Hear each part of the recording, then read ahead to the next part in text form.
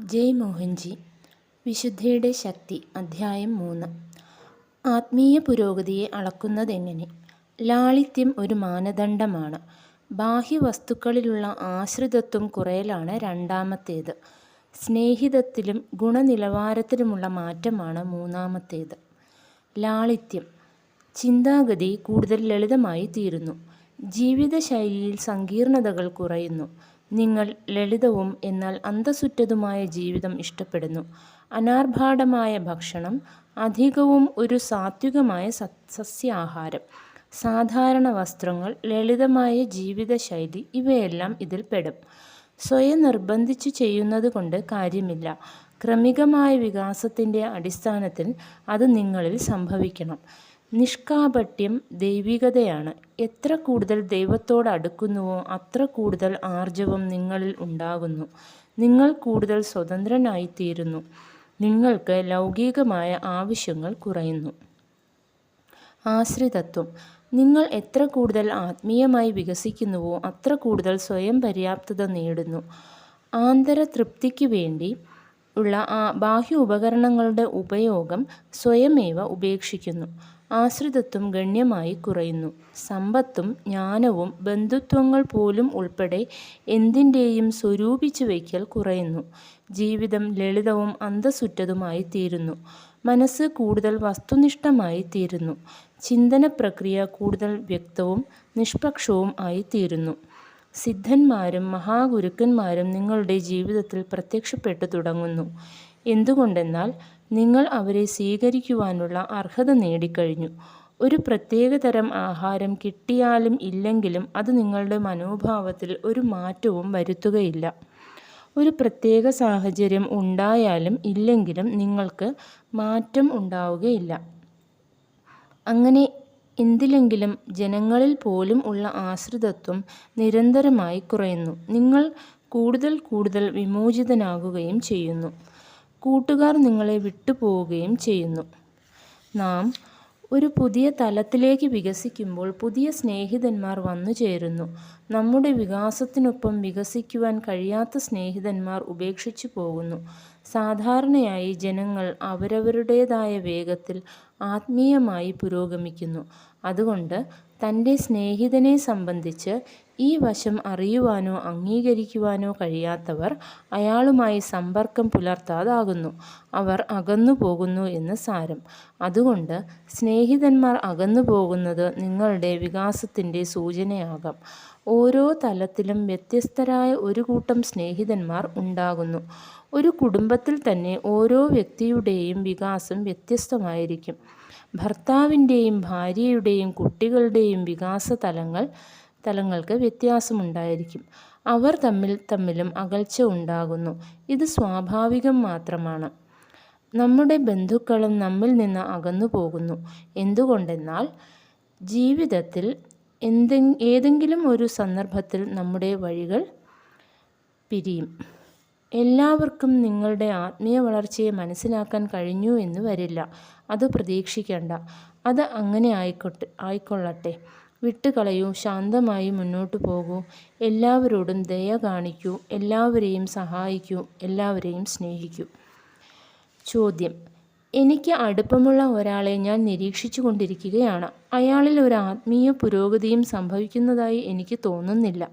ദൈവത്തോടൊപ്പം ഇത്രയധികം സമയം ചെലവഴിച്ചിട്ടും അയാൾ എന്താണ് ആത്മീയമായി പുരോഗമിക്കാത്തത്? ഉത്തരം: ഒന്നാമതായി, മറ്റൊരാളുടെ ആത്മീയ പുരോഗതിയുടെ മൂല്യം നിർണ്ണയിക്കരുത്. നിങ്ങൾക്ക് അതിനുള്ള വൈദഗ്ധ്യമില്ല. ആർക്കും അതിനുള്ള യോഗ്യതയില്ല. എന്തുകൊണ്ടെന്നാൽ പുരോഗമിക്കുകയോ വഴിയിൽ തടസ്സങ്ങൾ നേരിടുകയോ ചെയ്യുവാൻ കാരണമായ അയാളുടെ കർമ്മത്തെക്കുറിച്ച് ആർക്കും അറിയുകയില്ല. രണ്ടാമതായി, ദൈവത്തിൻ്റെ കൂടെ സമയം ചെലവഴിക്കുക എന്നതുകൊണ്ട് നിങ്ങൾ എന്താണ് ഉദ്ദേശിക്കുന്നത്? ദൈവം ബാഹ്യമായ ഒരു അസ്തിത്വമാണോ? ദൈവത്തെക്കുറിച്ചുള്ള നിങ്ങളുടെ സങ്കല്പം എന്താണ്? ദൈവത്തിന് ഏകാന്തത അനുഭവപ്പെടുന്നുണ്ടോ? തനിക്ക് കൂട്ടിരിക്കുവാൻ ദൈവം ആരോടെങ്കിലും ആവശ്യപ്പെട്ടോ? ദൈവം സർവ്വവ്യാപിയാണെന്ന് അറിയുക. ദൈവം എല്ലാ രൂപങ്ങളുമാണ്, എല്ലാ രൂപങ്ങൾക്കും അതീതനുമാണ്. നമ്മിൽ നിന്ന് വേറിട്ട് ഒരു ദൈവമില്ല. എല്ലാവരും ദൈവമാണ്. എല്ലാവരും ദൈവത്തിൻ്റെ അംശങ്ങളാണ്. ദൈവത്തോടൊപ്പം ഇത്ര സമയം ചെലവിടുക എന്നതുകൊണ്ട് നിങ്ങൾ ഉദ്ദേശിച്ചത് ആചാരപരമായ ഉപാസനയോ നാമജപമോ സ്തോത്ര ആലാപനമോ ആയിരുന്നു എന്ന് ഞാൻ കരുതുന്നു. അനുഷ്ഠാനങ്ങൾ ആത്മീയ വികാസമുണ്ടാക്കാൻ ഇടയില്ലെന്നത് ശരിയാണ്. അനുഷ്ഠാനങ്ങൾ പതിവായി നടത്തുന്ന കാര്യങ്ങളാണ്. അവയില്ലെങ്കിൽ പൂർണ്ണത തോന്നാത്ത ശീലമായി തീരുവാൻ എളുപ്പമാണ്. ബോധപൂർവമല്ലാതെ ചെയ്യുന്ന പതിവുകൾ ആത്മീയ വികാസത്തിന് ഉപകരിക്കുകയില്ല. ആ പശ്ചാത്തലത്തിൽ ആ വ്യക്തി വികാസം നേടുന്നില്ല എന്നതിൽ എനിക്ക് അത്ഭുതമില്ല. എന്നിരിക്കലും മറ്റൊരാളെയോ നിങ്ങളെ തന്നെയോ വിലയിരുത്തരുതെന്ന് ഞാൻ നിങ്ങളോട് അഭ്യർത്ഥിക്കുന്നു. നിങ്ങൾക്ക് നിങ്ങളുടെ തന്നെ കർമ്മപരിപാടി അറിയുകയില്ല. അത് ഓർമ്മ വയ്ക്കുക. അതുതന്നെയല്ല, ആത്മീയതയിൽ താരതമ്യങ്ങൾക്ക് സ്ഥാനമില്ല. എല്ലാവരും ഒരേ ലക്ഷ്യത്തിലേക്ക് അവരവരുടെ പാതയിൽ കൂടി നടക്കുന്നു. അവസാനമായി, ദൈവത്തിന് നിങ്ങളുടെ സമയം ആവശ്യമില്ല. ദൈവത്തിന് ഒന്നും ആവശ്യമില്ല. എന്നാൽ നമുക്ക് ദൈവത്തെ ആവശ്യമുണ്ട്. എന്തുകൊണ്ടെന്നാൽ എല്ലാ ആത്മാക്കളുടെയും ലക്ഷ്യസ്ഥാനം ദൈവമാണ്. നിങ്ങളുടെ അഭാവം കൊണ്ടോ അവഗണന കൊണ്ടോ ദൈവത്തിന് ഒരു അരക്ഷിതത്വവും ഇല്ല. നമുക്ക് അത് ഉണ്ട്. ദൈവത്തിൻ്റെ ബോധത്തെ നമ്മുടെ ഉണർന്നിരിക്കുന്ന അവസ്ഥയുമായി താരതമ്യപ്പെടുത്തരുത്.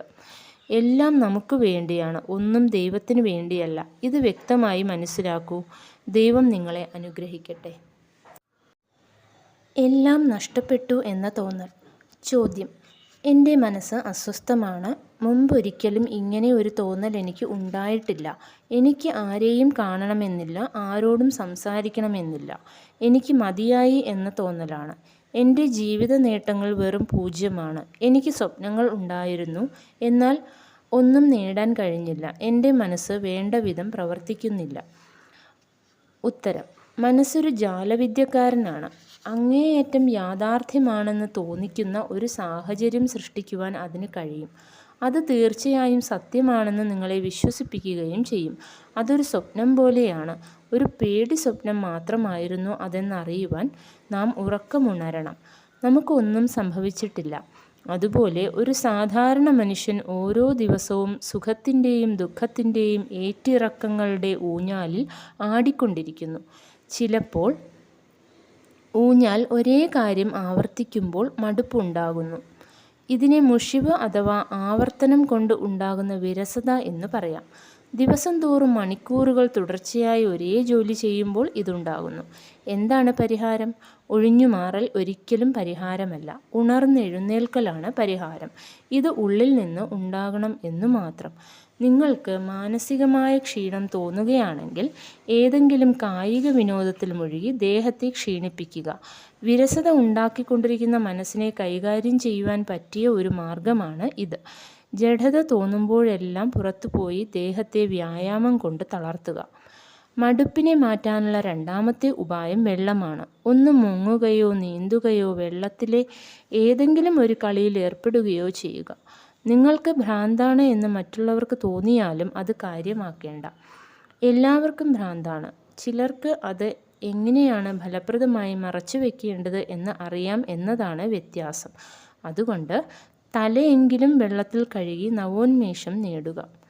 ഒരു സിനിമ കാണുന്നത് പോലെ നിങ്ങളെ തന്നെ നിരീക്ഷിക്കുവാൻ തുടങ്ങുക. നിങ്ങൾ തന്നെ പല വേഷങ്ങളും അഭിനയിക്കുന്നത് ശ്രദ്ധിക്കുക. വെള്ളിത്തിരയിൽ അത് കാണുവാൻ കഴിയുകയില്ല എന്നതുകൊണ്ട് സ്വയം തൻ്റെ പ്രവൃത്തികളുടെ ഒരു സാക്ഷിയായി നിൽക്കുക. നിങ്ങൾ നിങ്ങളുടെ ജീവിതം ഒരു ചലച്ചിത്രം പോലെ കണ്ടുകൊണ്ടിരിക്കുകയാണ്. അത് ആസ്വദിക്കുക. നിങ്ങളുടെ ശ്വാസം പതുക്കെ പതുക്കെ ഇഞ്ചിഞ്ചായി നിങ്ങളുടെ നട്ടെല്ലിൽ കൂടി താഴേക്ക് ഇറങ്ങുന്നത് അറിഞ്ഞുകൊണ്ട് അതിൽ ശ്രദ്ധ കേന്ദ്രീകരിച്ചു തുടങ്ങുക.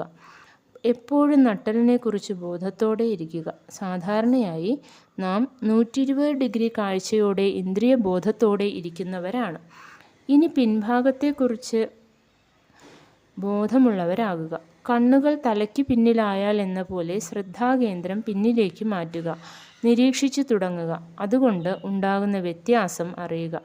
എപ്പോഴും നട്ടെല്ലിനോട് അടുപ്പം പാലിക്കുക. നിങ്ങൾക്ക് 360 ഡിഗ്രി കാഴ്ച ഉണ്ടാകും. പിന്നെ ഒരിക്കലും നിങ്ങൾക്ക് മനക്ലേശം ഉണ്ടാവുകയില്ല. അവസാനമായി നിങ്ങൾ നടക്കുമ്പോഴും വിശ്രമിക്കുമ്പോഴും ജോലി ചെയ്യുമ്പോഴും 1 2 3 1 2 എന്ന ക്രമത്തിൽ ശ്വാസോച്ഛ്വാസം ചെയ്യുക. അതായത് ശ്വാസം 3 നിമിഷം അകത്തേക്ക് വലിക്കുകയും 2 നിമിഷം പുറത്തേക്ക് വിടുകയും ചെയ്യുക. ഇപ്രകാരം ചെയ്യുകയാണെങ്കിൽ ഒരാഴ്ച കൊണ്ട് നിങ്ങൾക്ക് സുഖവും സമാധാനവും ഉണ്ടാകും. ജയ് മോഹൻജി. Thank U.